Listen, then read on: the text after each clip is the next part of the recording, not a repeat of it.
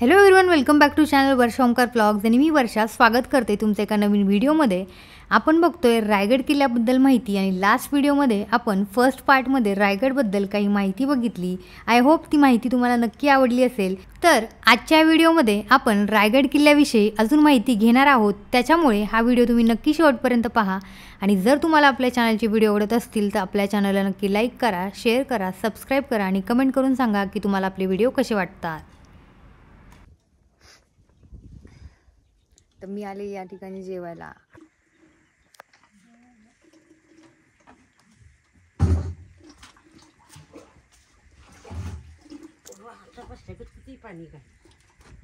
तहान लागले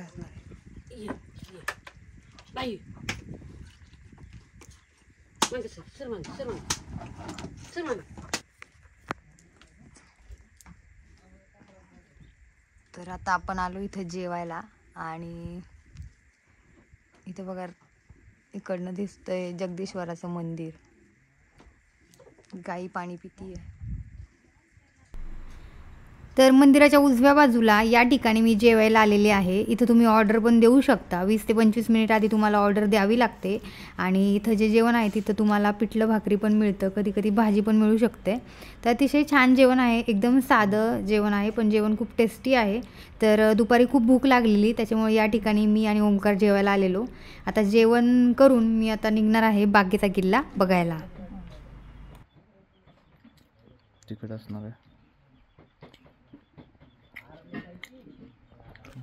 तर रायगड हा किल्ला आपल्याला महाराष्ट्रातील रायगड जिल्ह्यामध्ये महाड या ठिकाणापासून 25 किलोमीटर अंतरावर पाहायला मिळतो। तर रायगड या किल्ल्याची उंची समुद्र सपाटीपासून जवळजवळ 820 मीटर म्हणजे 2700 फूट आहे। तर आता मी आलेली आहे रायगड किल्ल्याच्या नगारखान्यासमोर। रायगड किल्ल्यावरील नगारखाना ही एक महत्त्वाची वास्तू आहे। ही वास्तू गडाच्या पूर्वेकडील दरवाजाजवळ आहे। पूर्वी येथे नगारे वाजवले जात असत। नगारखाना हा दरवाजातून आत आल्यानंतर उजव्या हाताला लागतो। येथे शिवाजी महाराजांच्या दरबारातील सिंहासनाची प्रतिकृती आहे, जी नगारखाना दरवाजाकडे तोंड करून ठेवलेली आहे। नगारखाना राजधानी रायगडवरचा एक मूक साक्षीदार। आज जरी हा मूक असला तरी त्या काळात हा रोज गरजायचा। गडावरील प्रत्येक लहान मोठी सुखदुःखाची आनंदाची घटना या दरवाजाने डोळ्यांनी पाहिली आहे। मानाच्या, आनंदाच्या, जयाच्या, मुहूर्ताच्या, सणावाराच्या, सोहळ्याच्या बातम्या हा नगारखाना ऐकायचा। याच नगारखान्याने महाराजांना छत्रपती होताना पाहिलं आहे। महाराजांचा न्यायनिवाडा करताना यानेच पाहिलं आहे। स्वराज्याच्या प्रत्येक जिंकलेल्या लढाईचा आणि अनेक वीरांच्या बलिदानाचा हा साक्षीदार आहे। अनेक सुखदुःखांचे प्रसंग या नगारखान्याने ठामपणे, भक्कमपणे, निर्भीडपणे आपल्यावर झेलले आहेत। परंतु अबोल आणि तितकाच खंबीरपणे आज सुद्धा हा नगारखाना शिवकाळाची साक्ष देत खंबीरपणे उभा आहे। तर खूप साऱ्या गाईडकडनं मी असं ऐकलं आहे की या नगारखान्याजवळ जर काही चर्चा केली जायची तर ती चर्चा सरळ थेट समोर महाराजांचं जे सिंहासन आहे तिथपर्यंत ऐकू जायचं।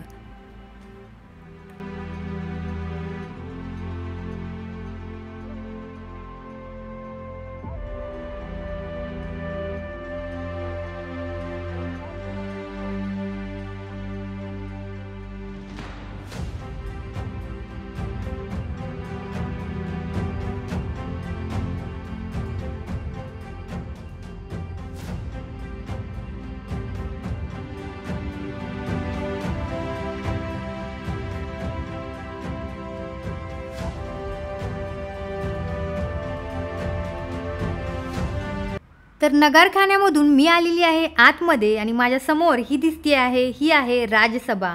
महाराजांचा राज्याभिषेक जेथे झाला तीच ही राजसभा। राजसभा 220 फूट लांब व 124 फूट रुंद आहे। येथेच पूर्वेकडे तोंड केलेली सिंहासनाची जागा आहे।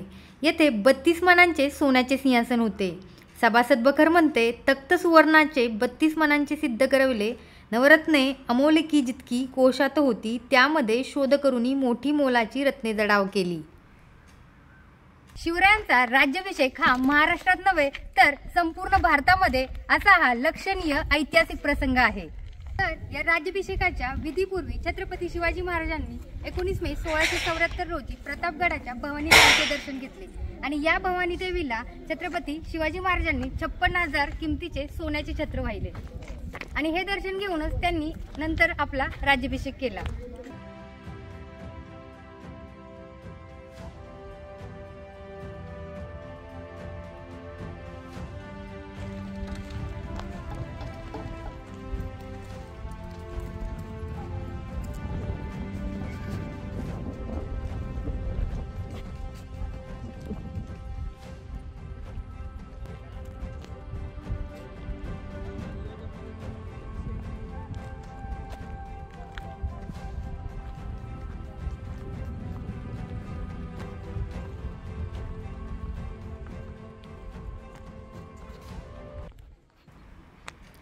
तर राजसभा बघून आल्यानंतर आपण येतो राजसभेच्या मागच्या बाजूला.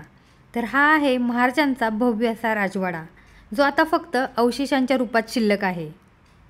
राजवाडा हा किल्ल्याच्या पूर्वेकडील बाजूस आहे. हा राजवाडा मुख्यतः लाकडाचा वापर करून बांधला गेला होता.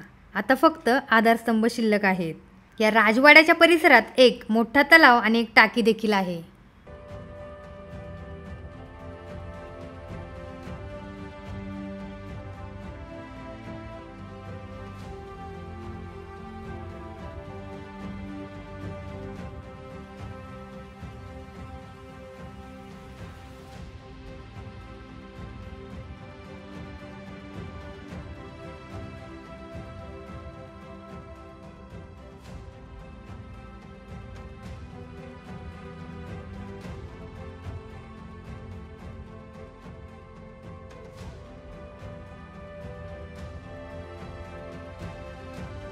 या भिंतीपासून ही शेवटची भिंत दिसते, असे एकल्याला लागून हे 4 चौतरे आहेत. हा राजांचा प्रशस्त राहता राजवाडा होता 2 मजली. मग याला पैठणी कापड, मखमली पडदे, मशाली, ज्योत्या लावल्या जात होत्या. त्यावेळेचं वैभव कसं असेल याची फक्त एक आपण काल्पनिक प्रश्न करू शकतो. जर का आपण दिल्लीचा लाल किल्ला पाहिला तर दिल्लीच्या लाल किल्ल्यामध्ये काही प्रकार आहेत बघा, दिवाने आम आणि दिवाने खास. आता दिवाने आम म्हणलं की आम जनता बसण्याचं ठिकाण, जिथं आपले छत्रपती शिवाजी राजांचा राज्याभिषेक सोहळा झाला, तिथं आपण जाणारच आहोत. आणि दिवाने खास भिंतीच्या अलीकडच्या साईडला एक चौथरा, त्याला दिवाने खास, त्याच्यावरती न्याय निवाडा केला जायचा. तर हे आहे रायगडावरील टाकसाळ. टाकसाळ म्हणजे नाणी बनवणारा कारखाना. छत्रपती शिवाजी महाराजांच्या वैदिक राज्याभिषेकाने मराठा साम्राज्याची स्थापना झाली आणि हे साम्राज्य 1674 ते 1818 पर्यंत अस्तित्वात होते. स्थापनेच्याच वेळी महाराजांनी रायगडास टाकसाळ स्थापून तेथे सोन्याचे होन व तांब्याची शिवराई पडून मराठी चलनाची सुरुवात केली. कालांतराने जसे जसे साम्राज्य वाढत गेले तसे तसे नव्या टाकसाळी स्थापल्या गेल्या. तिसऱ्या आंग्ल मराठा युद्धानंतर यातील बरीच टाकसाळी स्वतंत्र मराठा संस्थानिकाच्या सत्तेत जाऊन कार्यरत राहिल्या.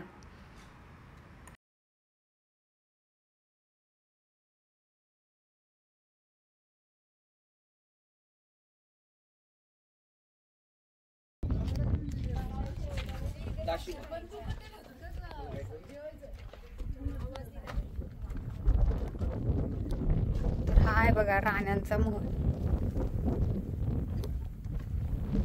सध्या इथं 6 जूनमुळे काहीतरी काम वगैरे चालू आहे.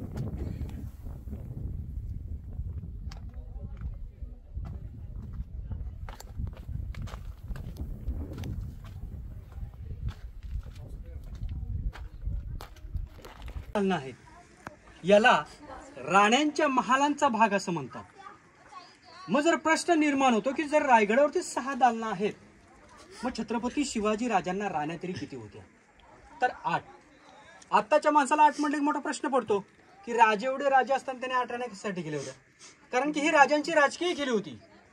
नामवंत सरदारांच्या पोरी करायच्या आणि त्यांच्या पोरी केल्या की त्यांचे नातेवाईक जे आहेत ते येऊन आपल्याला मिळतील. उद्या ते आपल्या विरोधात तर लढू शकत नाहीत, म्हणून महाराजांनी 8 लग्न केली होती. जाधव, विचारे, मोहिते, निंबाळकर, गायकवाड, देशमुख या मोठमोठ्या घराण्यातल्या पोरी केल्या होत्या. मग रायगडावरती मी तुम्हाला 6 माल सांगितले, राण्या 8 होत्या. मग 2 राण्या कुठे राहत होत्या? सईबाई यांचं निधन राजगडावरती झालं संभाजीराजे लहान असताना, आणि राष्ट्रमाता जिजाऊ मासाहेब यांना उतरत्या वयामानानुसार या रायगडावरचा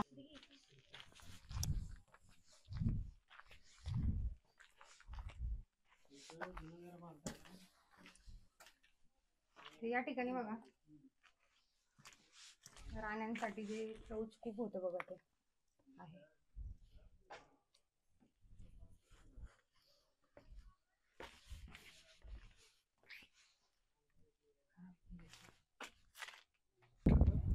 रायगड किल्ल्याचे पूर्वीचे नाव रायरी असे होते.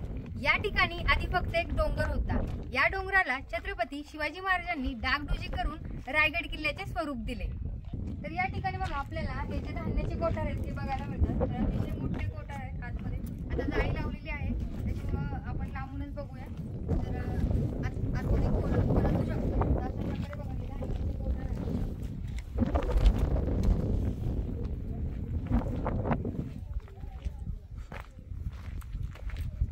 आणि या ठिकाणी बघा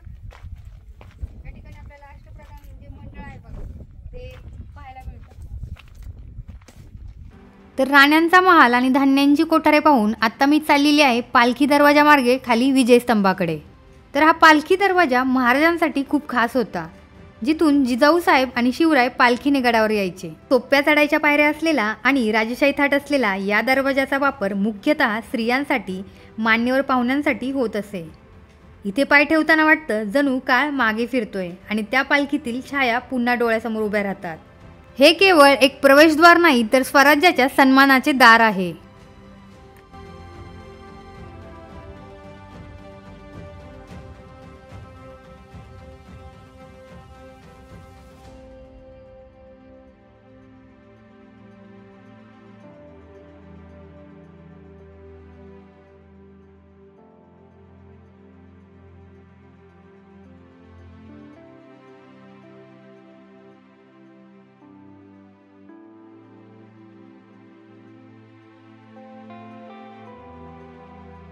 दिलं जाईल, पण संभाजी राजांच्या कारकिर्दीमध्ये संभाजी राजाने तिथून कोणाला सोडलं नव्हतं मात्र. म्हणजे महाराजांच्या काळात कुणीही चोरी लबाडी केली नव्हती. महाराजांच्या नंतर स्वराज्याला थोडं हे होत चाललं, त्यानंतर स्वराज्य तुटत चाललं. पण या आजूबाजूच्या ह्या सह्याद्रीच्या पर्वतरांगा आहेत, या मात्र या रायगडाला जॉईंट नाही आहे. जशी गुलाबाची कली कशी एकाच कलीने फुलते, असा रायगड एकाच खडकापासून तयार झाला. हा एकमेव डोंगर आहे. जर का तुम्ही मानगाववरून आलात तर आजूबाजूला सह्याद्रीच्या पर्वतरांगा दिसतील, मध्ये रायगड दिसतील. निजामासाठी फेरपट्टा मारण्यासाठी दुपारच्या वेळेस त्या टकमुक टोकावरती गेली होती. महाराजांना ऊन लागू नये म्हणून त्यांचा जो सेवक होता त्यांनी त्यांच्यावरती छत्र पकडलं होतं. आता त्या टकमुक टोकावरून खालून जशी जोरची हवा आली, वारा आला, तसा तो छत्रीवाला माणूस पॅराशूट सारखा हवेमध्ये उडाला. तो घाबरला. महाराजांना म्हणाला की महाराज मला वाचवा. महाराजांनी आदेश केला की तुम्ही छत्रीचा दांडा सोडू नका. आणि जशी जशी हवा कमी कमी होत गेली तसा तसा तो माणूस खालच्या गावामध्ये उतरला आणि त्या गावाचं नाव दिलं गेलं छत्री निजामपूर. म्हणजे 350 वर्षापूर्वी पॅराशूटचा शोध आपल्या शिवाजी राजांनी लावला. विरुद्ध दिशेला मेना दरवाजा आहे. मेना आणि पालखी असे त्यावेळेस दोन प्रकार होते. मेना हा स्त्रियांसाठी आणि पालखी पालखी पुरुषांसाठी. मग शिवाजी राजांची जर किल्ल्याच्या खालून पालखी आली तर इथून राजवाड्यामध्ये जायची, म्हणून त्या दरवाजाला पालखी दरवाजा नाव दिले. हा पालखी दरवाजा. जर आपण विदेशातले गडकोट पाहिले तर ते पूर्णपणे शाबूत आहेत. महाराष्ट्रातले गडकोट किल्ले पाहिले तर फक्त आपल्याला भिंतीच्या अवशेष चबुतरेच पाहायला भेटतात. असं का? कारण की ते राजे मोगलांना मिळाले. शिवाजी राजे कधी कोणासमोर झुकले नाही. मराठी सत्ता ही शेवटपर्यंत लढत राहिली, म्हणून इंग्रजांनी आपले गड किल्ले उद्ध्वस्त केले.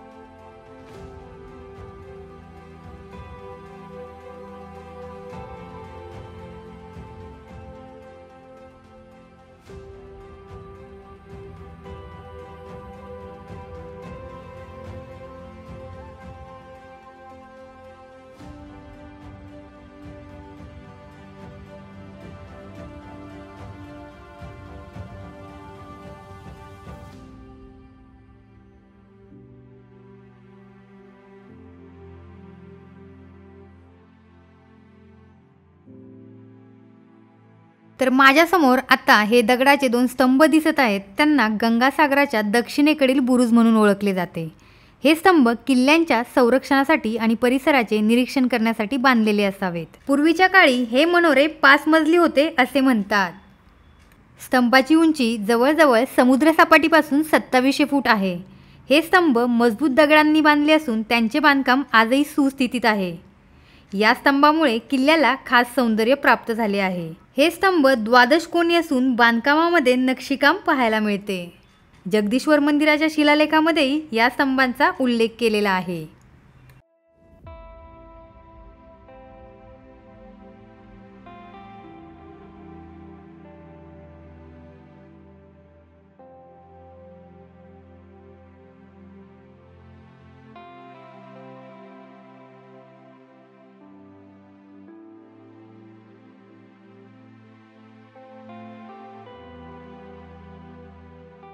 तिरा घेऊन आपल्या बालासाठी खाली उतरतो. महाराजांना संशय आले, बाई जर डोंगरावरून आपल्या बालासाठी खाली उतरू शकतो तर शत्रू सहज वरती येईल. मग या गडाचे आर्किटेक्ट होते हिरोजी इंदुलकर. त्या हिरोजी इंदुलकरांना सांगितलं की तो कडा तासून घ्या आणि तिथं तटबंदी बांधा आणि त्या बुर्जास नाव द्या हिरकणी बुर्ज म्हणून. ही कविता कुठल्याही पाठ्यपुस्तकामध्ये नाही आहे. कविता अशी आहे, रायगडावरी राजधानी ती होती शिवछत्रपतींची आणि कथा सांगतो ऐका अजून येथील हिरकणी बुर्जाची.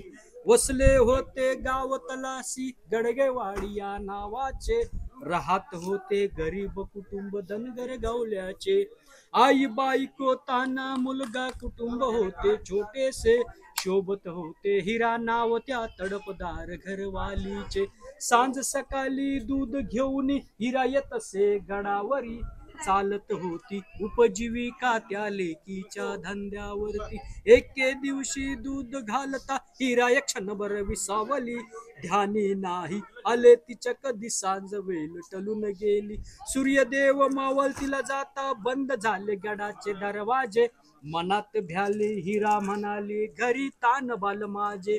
हात जोडून बांधिला कड्यावरती या बुरुज बांधिला, साक्ष आईच्या प्रेमाची आणि कथा सांगतो ऐका अजूनी येथील हिरकणी बुरुजाची.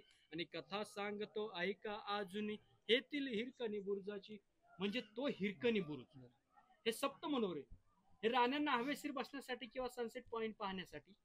याच्या आतमध्ये एक 10 बाय 10चा खाली रूम आहे अंडरग्राउंड. याला गुप्तचरच्या खलबतखाना, सेक्रेट डिस्कस. शिवाजी राजांचे गुप्त खात्याचे प्रमुख होते तर बहिर्जी नाईक. ते अनेक वेषांतर चेंज करून शत्रूच्या छावणीत सामील व्हायचे आणि शत्रूची काय हालचाल आहे ते बहिर्जी नाईक बातमी घेऊन महाराज आणि बहिर्जी नाईक इथे चर्चा करायचे. म्हणजे थोडक्यात या कानाची बातमी या कानाला समजली नाही पाहिजे म्हणून याला गुप्तचरच्या खलबतखाना असं म्हणतात. आता चालले आतमध्ये खलबतखान्यामध्ये. तर आतमध्ये एक 10 बाय 10ची रूम आहे आणि एका सिरीज मध्ये त्याबद्दल दाखवलेलं आहे. याची इन्फॉर्मेशन तुम्हाला नंतर ते. आता आतमध्ये जाऊन बघूया आत कसं आहे ते.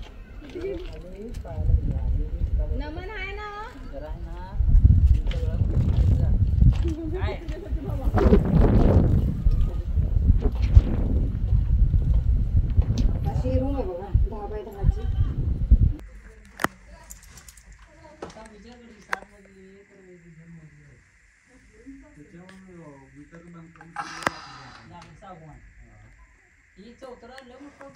तर हा बघा खलबतखाना आहे. तर सिरीज मध्ये याबद्दल सांगितलेलं आहे. तर आज जास्त जात नाही, इकडंच बघूयात.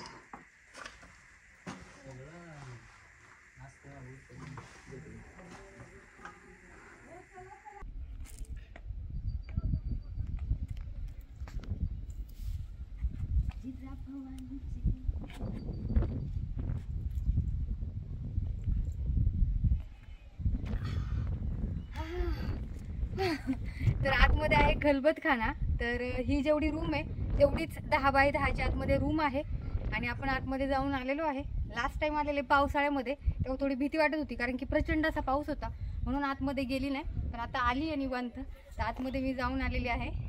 तर फायनली ओमकार कुठे ना कुठे एक सपोर्ट करतोच मला. जा म्हणत होता. लास्ट टाइम मी गेली नाही पण यावेळेस मी आतमध्ये जाऊन आली. तर याबद्दल एक सिरीज आहे तर ती मी थोडंसं ब्लॉगमध्ये सांगेल त्याच्याबद्दल तुम्हाला. माझा व्हिडिओ आहे तो कंटिन्यू करत राहा. तर आता आपण चाललेलो बघा टकमक टोक.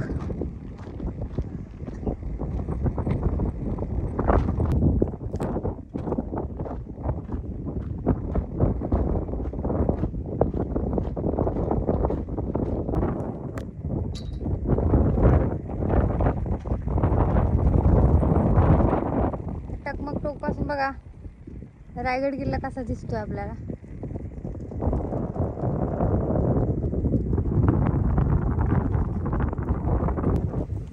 बघा या टकमक टोकावर कसं बाटल्या टाकतात.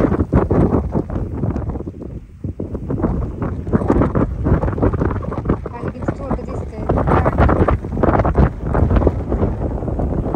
रायगड किल्ल्याचा डिटेलमध्ये अभ्यास करण्यासाठी किमान 4 ते 5 दिवस लागतात. मी एका दिवसामध्ये मला शक्य होईल तेवढी माहिती या व्हिडिओमध्ये सांगण्याचा प्रयत्न केला आहे. आत्ता मी आहे जिजाबाईंचा पाचाडचा वाडा या ठिकाणी. तुम्ही रायगड किल्ला पाहून आल्यानंतर या ठिकाणी नक्की या.